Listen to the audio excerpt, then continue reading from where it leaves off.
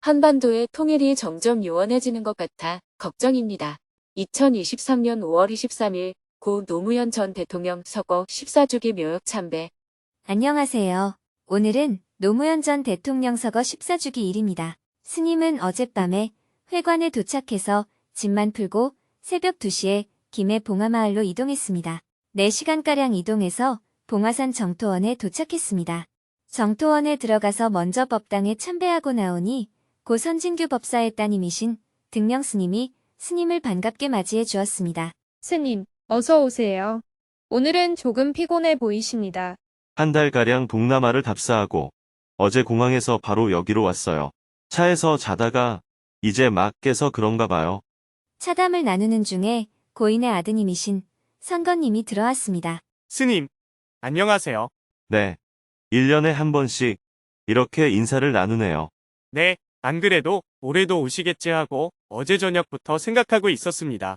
70년대에 한참 제가 불교 운동이 일어났을 때 선진규 법사님이 조계종 포교원에서 유일한 제가 법사였어요.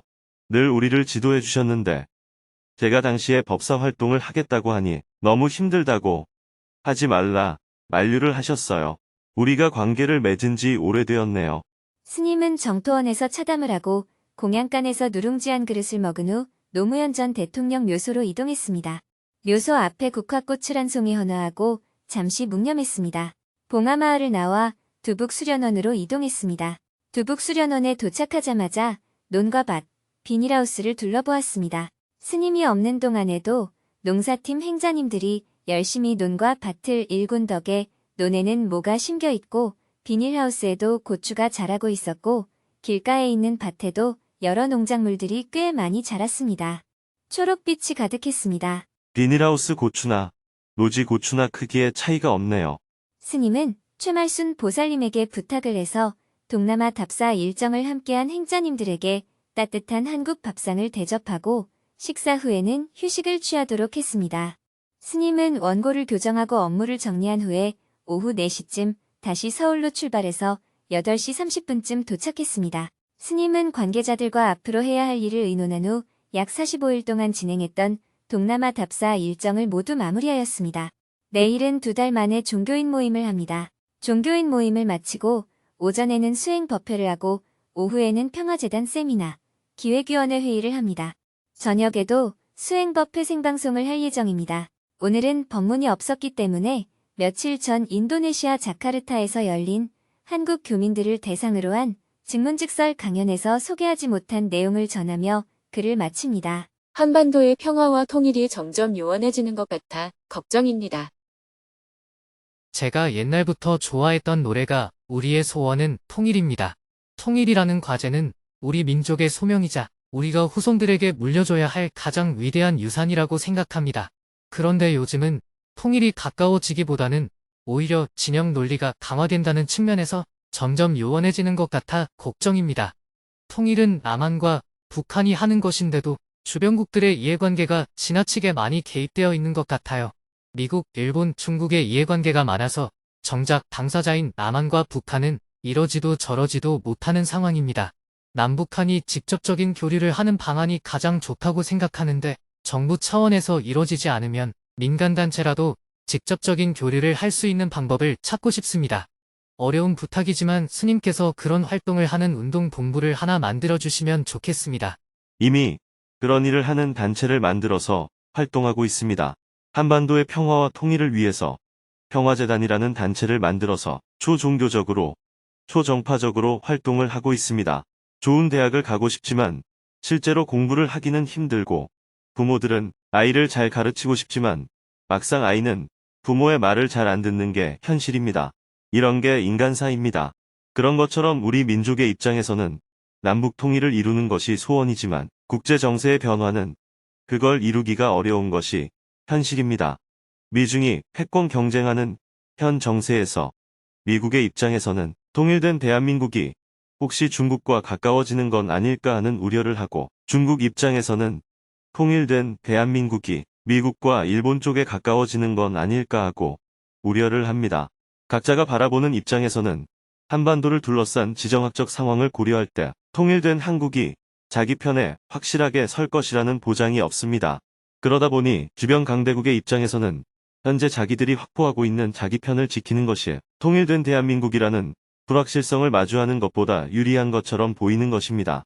저희 할아버지께서 일본의 강제징병을 당해서 30대 초반에 돌아가셨습니다. 아버지는 홀어머니를 돕다가 입대를 한 뒤 군에서 장기 복무를 하다가 상위 군경이 됐습니다. 저도 살면서 많이 힘들었고 요즘 돌아가는 세상을 보면 혹시라도 그런 나쁜 역사가 다시 반복되는 건 아닐까 하는 불안감도 많습니다. 성인으로서 사회적 책임감도 많이 느끼고 있습니다. 그래서 사회에 기여를 하고 싶은데 그런 길을 가르쳐 주시면 좋겠습니다. 그런 측면에서 지금 대화를 나누는 거예요. 우선 한반도를 둘러싼 주변 정세는 미국과 중국이 서로 패권 경쟁을 하면서 편가르기를 하는 국면입니다. 그 사이에서 대한민국은 지금까지 양쪽을 살리면서 안보는 미국과 협력하고 경제는 중국과 협력하면서 지난 20년 동안 급성장을 했습니다. 그런데 미국과 중국 사이에 패권 경쟁이 심해지면서 이제는 어느 한쪽으로 줄을 서지 않을 수 없는 입장이 되었습니다. 그리고 현 정부는 미국 쪽으로 확실하게 줄을 서는 방침을 보이고 있습니다. 정권이 바뀌면 이 방침은 달라질 수도 있지만 현재 대한민국의 상황은 그렇습니다. 미국과 중국이 본격적인 패권 경쟁을 하기 전에, 즉 미국과 중국 사이가 나쁘지 않을 때 남과 북이 빨리 합의를 해서 통일의 기회를 가졌어야 하는데 그 기회를 제대로 살리지 못하고 놓쳐버렸습니다. 그래서 미국과 중국 사이에 패권 경쟁이 심해지는 요즘은 과거에 비해 통일의 가능성이 조금 멀어진 측면이 있습니다.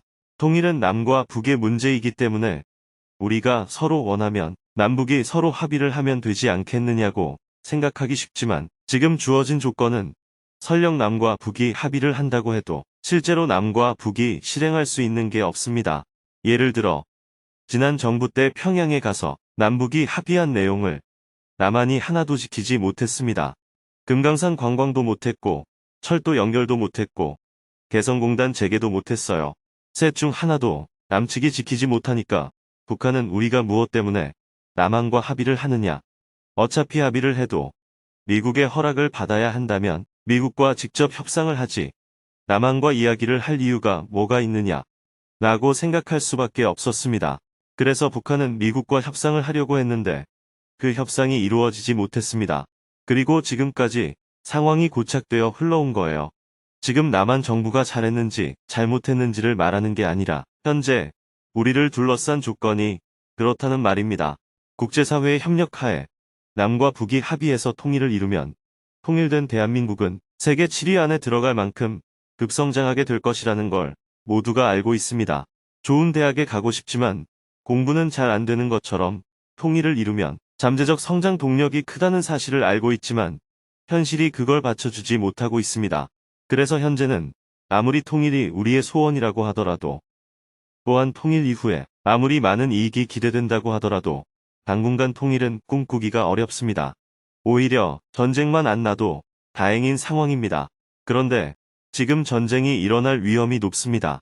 미중의 갈등이 대만 해협에서 나타날지 한반도에서 대리전 양상으로 나타날지 몇 년 안에 어떻게 될지 모르는 상황입니다.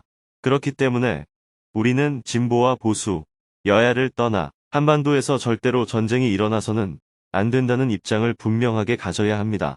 이런 관점에서 지금은 그 무엇보다 평화가 가장 중요합니다. 심지어 지금 남과 북은 까짓 거 한판 붙자 이런 태도를 보이고 있습니다. 북한은 방어용 핵훈련이 아니라 공격용 핵훈련을 하고 있고 핵무기도 쓸 수 있다는 이야기까지 하고 있습니다. 남한도 한미 군사훈련에서 방어용이 아니라 공격용 훈련을 하고 있습니다. 꼭 전쟁을 하겠다는 것은 아니어도 이런 긴장감이 고조되면 자칫 작은 실수 하나가 큰 분쟁을 불러일으킬 수 있는 상황입니다. 그러니 이 땅에 사는 우리들은 적어도 전쟁은 안 된다는 관점을 확실히 가져야 합니다.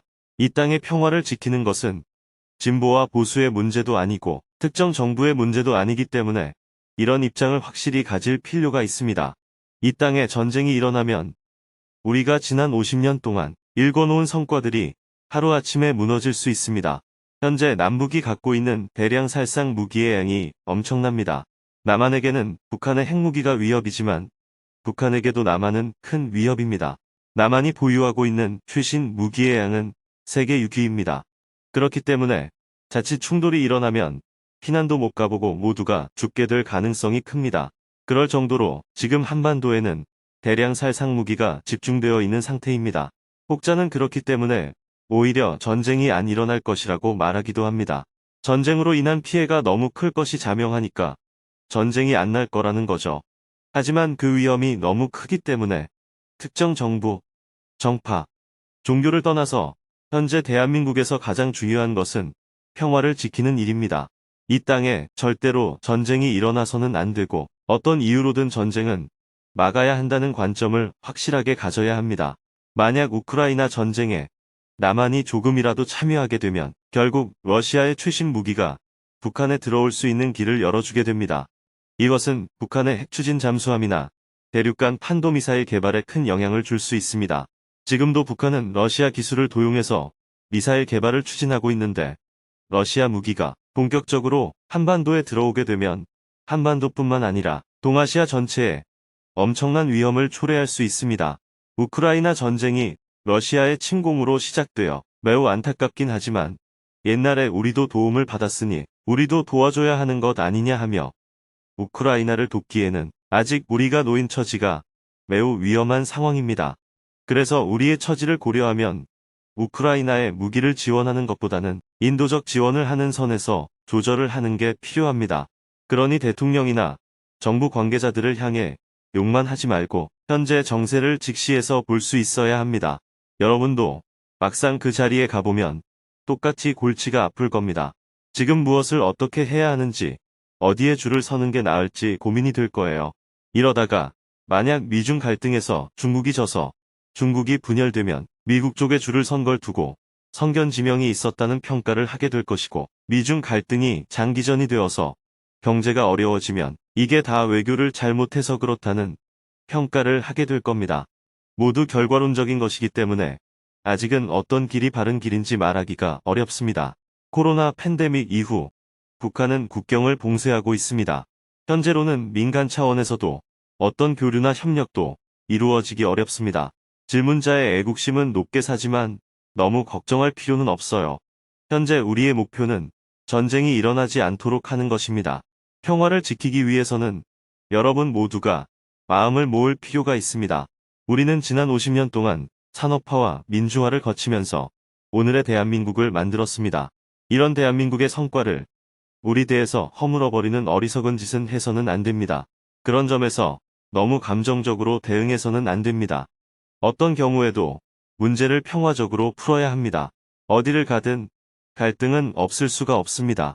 우리의 목표는 갈등이 없는 게 아니라 갈등을 무력으로 풀지 않고 평화적으로 해결하는 방향으로 함께 노력하는 것입니다. 감사합니다. 잘 알았습니다.